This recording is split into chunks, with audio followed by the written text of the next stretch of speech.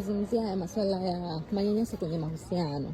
Watu wengi wanahisi kwamba manyanyaso kwenye mahusiano ni pale tu utakapopigwa basi yale ndo manyanyaso peke yake. Lakini jamani, manyanyaso kwenye mahusiano yamebeba vitu vingi sana. Kwenye engo ya kifedha, upo kwenye mahusiano na mtu lakini mtu huyo hakuruhusu kufanya kazi, hakuruhusu kufanya biashara, hakuruhusu hata kuwa na akaunti ya benki, yani hataki wewe uwe independent financially.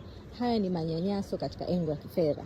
Manyanyaso mengine ni upo kwenye mahusiano na mtu lakini mtu huyo hataki wewe uwe na marafiki, hataki wewe uwe jirani na ndugu zako, hataki wewe ujisocialize na watu wengine. Pia haya ni manyanyaso katika engo ya kijamii.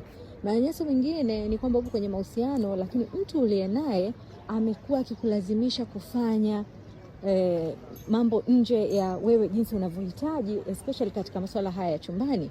Basi amekuwa akikulazimisha kufanya fantasies zake yeye ambazo wewe hazikufurahishi wala hazikuridhishi. Pia haya ni manyanyaso. Kwa manyanyaso sio kupigwa tu na kusema kwamba mimi nimekuwa abusive, nimepigwa. Jamani, hata ya mambo mengine pia ni manyanyaso katika mahusiano, na inabidi tu makini kweli kweli na kichwa chako kiweze kuwa ala tunapokutana na mtu wa namna hii.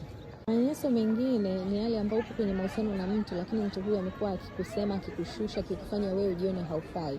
Mara sio mrembo kama zamani, mara sijui huna akili.